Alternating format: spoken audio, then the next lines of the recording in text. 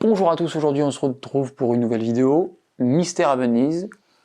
Petit spoil, c'est un film sur un mystère qui se passe à Venise. Donc aujourd'hui, comme à notre habitude, il va y avoir une partie sans spoiler et une partie avec spoiler. On vous mettra le timecode au moment où ça va Opportun. spoiler, de toute façon. Opportun. Comme ça, vous pourrez partir, aller voir le film et revenir sur la vidéo. De toute façon, on vous le dira. Mystère à Venise. Qu'est-ce qu'on en a pensé de Mystère Qu'est-ce qu'on en a à pensé Venise? Qu'est-ce que c'est?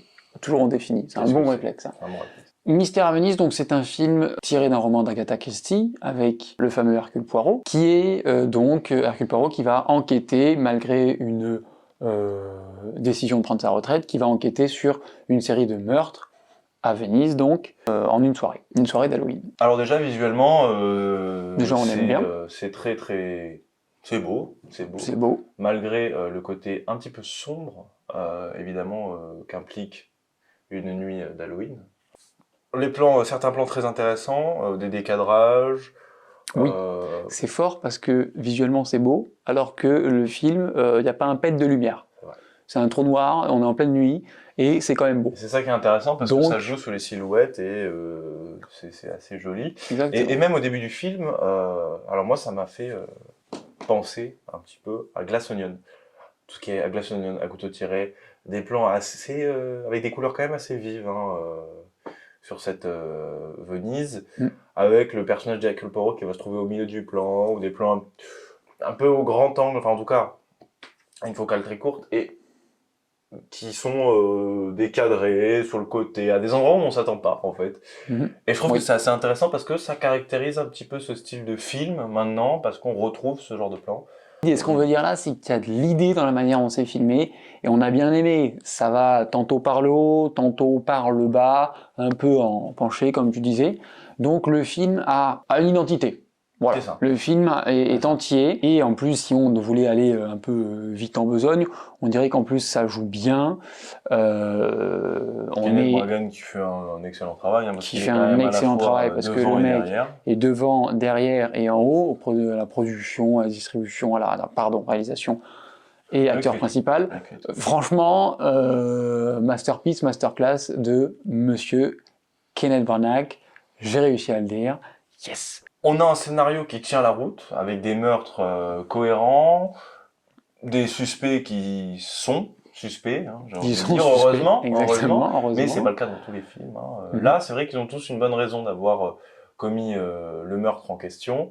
J'ai pas trouvé les personnages secondaires très intéressants non plus. Ils sont assez classiques, comme on pourrait l'entendre dans ce genre d'histoire, mais en même temps c'est tiré d'un livre, donc on peut pas se permettre de faire ce qu'on veut, et du coup c'est quand même quelque chose qui s'inscrit vachement plus dans le réel que à couteau tiré ou glaçonné, comme je le disais, hein. On a quelque chose qui est quand même ancré au réel, et du coup on tombe dans cette atmosphère, on suit ce personnage d'Hercule Poirot, on a envie de résoudre le mystère, enfin moi j'y suis pas arrivé en tout cas. J'ai eu du mal, mais on en reparlera un petit peu. Et c'est ce qui est très intéressant dans ce film. Je trouve qu'on a un film, et moi c'est ce que j'ai bien aimé, qui est réaliste, mais on a une enquête sur quelque chose d'irrationnel. On a du rationnel et un équilibre rationnel-irrationnel qui est plutôt bien foutu, je trouve. C'est un film sur une série de meurtres, mais où il se passe pas non plus des choses toutes les 30 secondes, on est assez tranquille. Et personnellement j'aime beaucoup ça, le fait que déjà il y a quelque chose d'assez lourd dans l'histoire quand même, parce qu'il y a quand même pas mal de monde qui meurt en 1h30, hein. Voilà, et c'est que 1h30, on comprend un peu... 2 heures, pardon, 2 heures. Par contre, il passe vite. Mais il passe vite, il passe bien, alors que c'est franchement pas gai, quoi. Après, vous avez le droit d'aimer ce qui est pas gai. Mais ça passe bien, ça passe bien. Et le scénario, voilà, comme tu disais, assez cohérent, et on a envie de le résoudre, et on peut pas trop le résoudre avant la fin. Voilà, on accroche bien. On accroche bien. Intéressant, on le sait, hein, dans la bande-annonce, il y a un côté horrifique un petit peu dans ce film, que j'ai trouvé déjà bien amené. Pas trop gros, pas trop voyant, cohérent, quelque part. Pas non plus effrayant, mais ça permet d'avoir des petits frissons, et puis ça rajoute quelque chose au film, parce que ça nous ancre un peu plus dans cette ambiance d'Halloween, avec ce personnage d'Hercule Poirot, c'est-à-dire qu'on est avec lui, on a la tension à la fois de vouloir savoir quel meurtrier, et bam, la tension vient être accentué et explosé avec ces petits moments de screamers qui sont pas nombreux et qui font pas vraiment peur. C'est juste Voilà, on est surpris. pas Hein. trop... Il faut pas se dire que c'est c'est pour ça que c'est pas mal. C'est bien équilibré, je trouve que j'aime bien. C'est vraiment un bon taf et c'est pour ça que personnellement je vous conseille d'aller voir ce film en salle. Je te le conseille, en salle, bien sûr. Parce que c'est une expérience à voir, c'est un bon moment à passer. Vous pouvez amener toute la famille, peut-être pas les enfants tout jeunes. Plus haut que ça. Plus haut que ça, ouais. Voilà. Mais voilà, c'est un bon moment à passer, vous allez vous régaler en allant voir ce film. On mettrait un bon petit 3 sur 5. Ouais, un bon 3,5 même. Hein. Un bon 3,5. Un bon 3,5. Donc voilà. Maintenant, on va passer à la partie spoiler pour pouvoir vous parler un peu plus en détail du film. Donc n'hésitez pas à liker, vous abonner, activer la cloche, voir toutes les autres vidéos qu'on a fait sur notre chaîne YouTube, aller voir notre Instagram, notre TikTok. Bim, bam, boum, ça s'affiche de partout. Et puis voilà, vous allez voir le film et vous revenez quand vous avez vu le film. Comme ça, vous continuez. Revenez par contre. Hein. On peut continuer le dialogue. Vous mettez sur pause, vous allez voir le film, vous revenez, vous appuyez sur play et c'est parti. Maintenant qu'on est dans cette partie spoiler, on va pouvoir parler un petit peu plus du scénario, pouvoir dévoiler un peu plus de choses, dont l'identité évidemment du meurtrier.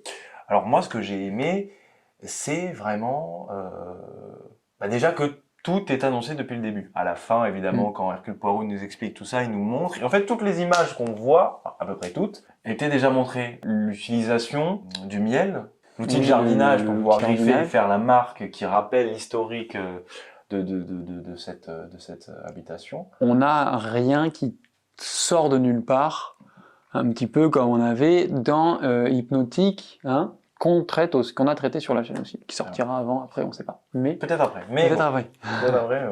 En attendant, c'est vrai que tout est cohérent et ce qui est fort, c'est qu'on sait que c'est pas une entité paranormale qui fait ces meurtres, évidemment. Mais le film est bien foutu, donc on y pense. Mais c'est ça, on y pense. Mais c'est bien expliqué, c'est bien équilibré, c'est expliqué à la fin, c'est pas trop. C'est pas trop. C'est pas trop. Les meurtres sont assez cohérents. Je veux dire, même le meurtre du docteur, le fait qu'il se suicide, c'est vrai que c'est bien foutu parce que là, on est vraiment...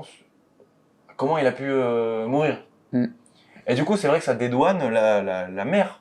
Exactement. Qui est la meurtrière. Ça la dédouane complètement. Donc c'est ça qui est fort, c'est qu'il arrive à dédouaner complètement la meurtrière. C'est même pour dire que je l'avais oublié. J'avais oublié la mère. Et donc quand il annonce la mère, je fais oh putain, mais oui. Et oui. Mais oui, il y a de la logique. Exactement. Avec ce miel, le fait que quand ils le remettent sur sa plaie, ils disent mais c'est pas du miel ordinaire. Et le fait qu'on a déjà, voilà, on nous a expliqué qu'il y avait un petit peu une tension entre la maman et le fiancé, puisque la maman n'aimait pas l'idée de laisser sa fille grandir et être libre. Et donc voilà, cette complication, c'est vrai qu'on l'a eu, et ça ne sort pas de nulle part. Encore une fois, voilà, ce film de M. Rodriguez, Hypnotique, là, qu'on va défoncer la semaine prochaine, il a voulu nous hypnotiser, on n'a pas pris. Bref. Alors que là, on n'est pas hypnotisé dans Mystère à Venise, mais on est quand même dedans. Disons que nous aussi, on a pris un petit peu de la cuillère de miel. On a pris un peu la cuillère de miel. Voilà, c'est très beau ce qui se passe. C'est très beau ce qui se passe. Voilà, on a un dénouement qui est... On est, comme tu disais, exactement comme tu disais, on a un dénouement cohérent. Satisfaisant aussi. Satisfaisant, exactement. C'est le mot que je cherche en fait. Parce que on se fait ah purée, c'est pour ça. Et on en revient sur la partie un petit peu horrifique. Du coup, ça devient logique. Et du coup, c'est hyper bien parce que c'est amené, c'est pas pour dire il avait un problème, la reprise, c'était compliqué dans son cerveau. Non, c'est logique, en fait. C'est logique. Et ça fait du bien parce que le cerveau aime les choses logiques. Et c'est pas, on a mis des screamers parce que on est dans le studio, qui machin. Non. C'est expliqué, c'est logique, ça a du sens. C'est hyper original, c'est plaisant à voir. Et donc on a un film qui est cohérent, avec des acteurs qui jouent bien. C'est pour dire, le fils là, le petit, à un moment donné, j'ai quand même hésité à me dire que c'était lui qui avait tué. Quand même. Alors que je me dis, il est quand même très mature pour son âge. Il est bizarre ce type. Il est bizarre. Et au final, on apprend qu'il était bizarre. Il faut en parler de ce type-là. Il est complètement chelou, lui. Hein. Il est complètement chelou. Il fait même du chantage à la daronne. Hein. Enfin, voilà. Le mec est brillant. Donc, non, c'est vrai que c'est brillant, mais brillant, mais vraiment bien. Mais mat, c'est vraiment bon film. Tu vois. Il est un peu malsain. Il est brillant, mais mat, tu vois. Un peu malsain. Brillant, mat, tu vois. Un peu comme une Mercedes sportive pour les connaisseurs. Bref. On le conseille, ce film. Le seul petit bémol, je dirais, c'est peut-être la musique, quoique. En me remémorant un peu, c'est assez intéressant parce qu'on a des thèmes musicaux un peu italiens qui on sent, c'est violon, mais ça me va pas marquer. Hein, c'est pas Après, je l'ai vu qu'une fois, donc c'est vrai qu'aussi, c'est pas forcément la chose qu'on repère. Néanmoins, J'en ai des souvenirs, contrairement au film qu'on va défoncer, je le répète. La semaine prochaine, on voilà. fracasser. Soyez au rendez-vous. Hein, parce que là, ça va taper. Ça, il va avoir mal celui-là. Sur ce, les amis, n'hésitez pas à vous abonner, à liker si la vidéo vous a plu, à mettre un pouce rouge si la vidéo vous a pas plu. Oui. Aussi, pourquoi pas. Mais dites-nous aussi pourquoi ça vous a pas plu dans les commentaires. C'est ça le plus important. Et dites-nous aussi qu'est-ce que vous attendez comme film qui arrive et vos avis sur les films de l'été aussi. Dites-nous tout ça, on en parle, on va faire des vidéos dessus, donc autant que vous les fassiez avec nous. Voilà. C'est un peu ça l'idée aussi. L'important c'est le partage, voilà. Dites-nous vos attentes sur les films, comme ça on pourra peut-être faire des vidéos dessus aussi si on a des envies avec grand plaisir. Ou quoi pour pouvoir en discuter. Vous pouvez aussi nous retrouver sur Instagram pour en discuter, nos DM sont ouverts. Mais bon, on est là pour dialoguer, c'est le plus important. Partager aussi cet amour du cinéma avant tout. Hein. Voilà. Dites-nous, faites votre vie, partagez, allez au cinéma. Allez voir notre Instagram, notre TikTok, allez au cinéma, regardez des films. Ça en fait des choses à faire. Ciao. Ciao.